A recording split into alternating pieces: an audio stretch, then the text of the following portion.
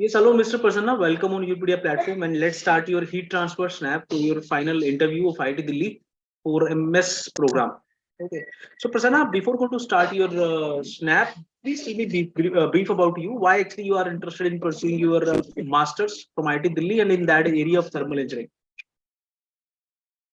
Sir, as we consider the thermal domain having the wide area, such as the heat transfer, thermal, and fluid mechanics. And basically, my last year project was related to that of the heat transfer, and basically, I focus on that of the heat exchanger. Basically, in our last year project, we designed the mathematical model for that of the cross flow heat exchanger. First, we designed for that of the simple cross flow heat exchanger, and after that, we added fins in them, and later on we added porous media. And by analyzing the flow behavior in the porous media, we found that the heat transfer performance in case of that of porous media is higher than that of the simple and that of the thin cross flow heat exchanger. And this overall project was sponsored by Thermax Limited Pune. So as my last year project was related to that, so I developed interest in the thermal and the heat transfer domain. So due to that, I want to go with this thermal department MS. Okay. What is LMTD, Prasanna? Sir, LMTD is basically the logarithmic mean temperature. So, as we consider, let us say the parallel fluid exchanger and a counter fluid exchanger, then the temperature difference in between the fluid is going to be varying so much. So, we want a certain mean value over there, so that we will get the one constant heat transfer value. So that we will get Q value Just tell over me there. how this LMTD is different from bulk mean temperature. Um, Sir, LMTD is having the formula del T1 minus del T2 divided by ln of del T2 minus del T1. And bulk mean temperature is basically the only the average one. Means the inlet temperature plus outlet temperature divided by 2, like this.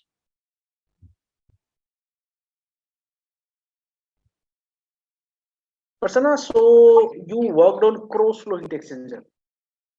So Yes. where are the application of your research work? And tell me about Sir, the important conclusion of your research. Sir, basically the application for our research was in boilers, in the economizer and the air preheater. And the conclusion for our research is that basically we have the square shaped pores for that of the porous media. And as we are going to be increasing the pores diameter, then we are going to found that the 20 to 30% increase in the heat transfer is over there. And if we are going to be increasing the force value up to the optimum level, that is a 0.1, 0.2, 0.3, like that, then we found that there is a decrease in the pressure drop as well. That is a 3 to 4 kilopascal, Prasanna, etc. where And you have used that porous media? uh, Where you have used that porous media? sir, that porous media we have used outside the tubes of the heat exchanger, where the air is flowing. Means let me explain. There are tubes are there, and through the tube the water is flowing, and outside that there is a air is there, and the that porous media is going to the envelope to that of the tube. Okay. So you mentioned you compared it with some kind of fins arrangement also. The porous media gives better result as compared to the fins. Yes. Fins normally we use with the natural convection. With the forced convection, effectiveness of fins are lesser. So why actually you thought of using fins with such kind of forced convection? Sir, basically, as the porous media is having the higher amount of that of the area that we will have, so we will get more amount of the enhanced area is over there. Means as we consider the fins, then fins are basically used to enhance the heat transfer by increasing the surface area. So here we are using the porous media so that the surface area is going to be the more and the heat transfer is more over there. Okay. So Prasanna, can you explain how we determine convection heat transfer coefficient in case of forced convection? Okay, when some fluid or liquid flows through a pipe, how we determine convection heat transfer coefficient? uh, how we are determining the heat transfer coefficient for that of the plate, no? Yes, Flow sir. through a pipe, Prasanna. Flow through a pipe. Flow through a pipe. Flow through a pipe. Okay. Sir, whether we are considering the constant temperature profile or the constant heat flux for that. Hello, sir. Yes, hello. Prasanna, so on what factor actually Nusselt number depends in case of flow through a pipe? Sir,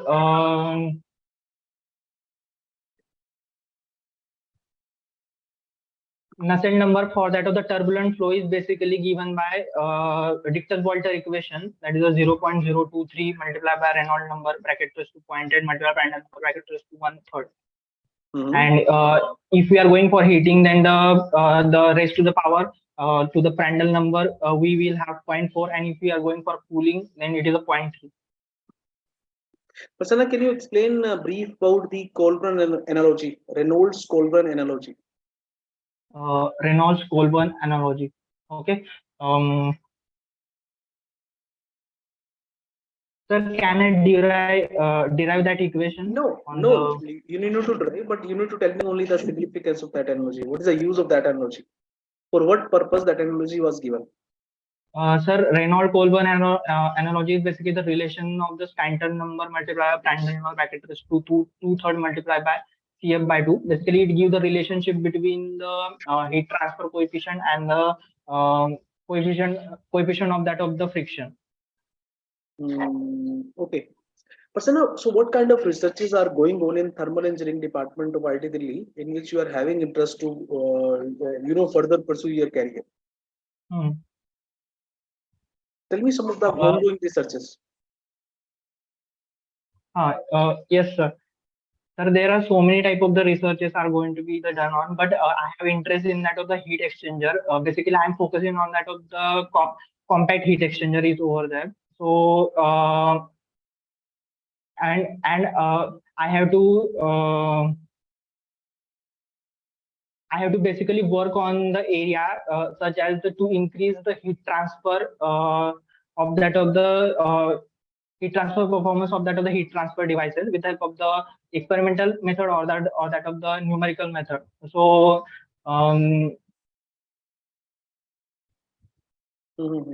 Prasanna, can you tell me something about heat pipe? What are heat pipes? Sir, heat pipes are basically used in the laptops and all for that of the cooling purpose. What is the working principle of a heat pipe? How it works? I don't know. Okay. So, you know about heat shields? Heat sinks. Heat shield. What are heat shield? Heat shield. Yes. Heat shield. Means you are saying that it is one of the kind of the insulator type, no?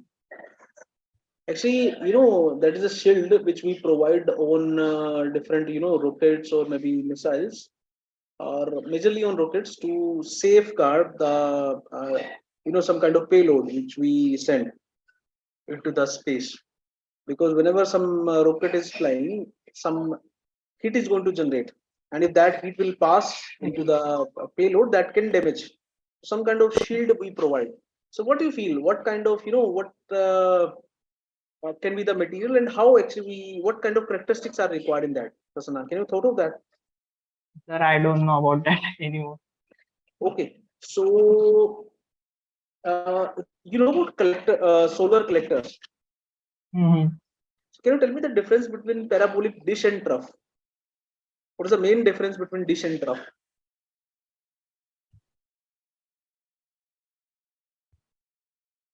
Sir, I have no idea about it.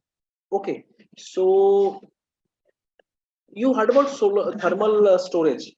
Thermal storage. Yes. So lots of researchers, professors, and different researchers are doing in that area, thermal energy storage.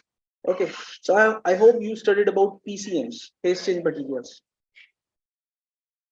heat change material. You studied or not? No, sir. Okay. So can you explain Wein's displacement law, Prasanna? What is Wein's displacement law? Sir, can you repeat? What is Wein's displacement law? Somewhere I think in radiation you studied that. Wein's displacement law. Wein's displacement law. Okay. So according to that of Wein's displacement law,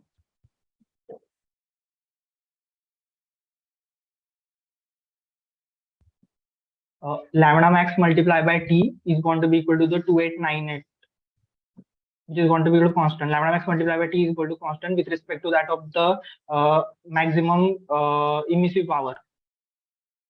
Prasanna, what is fouling factor?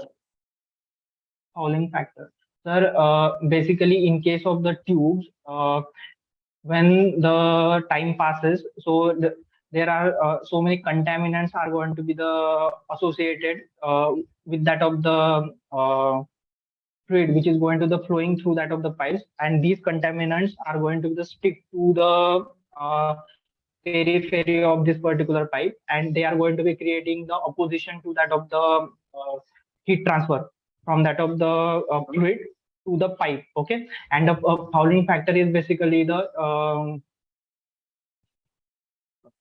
one upon U old minus of 1 upon U new, where U is the overall heat transfer coefficient.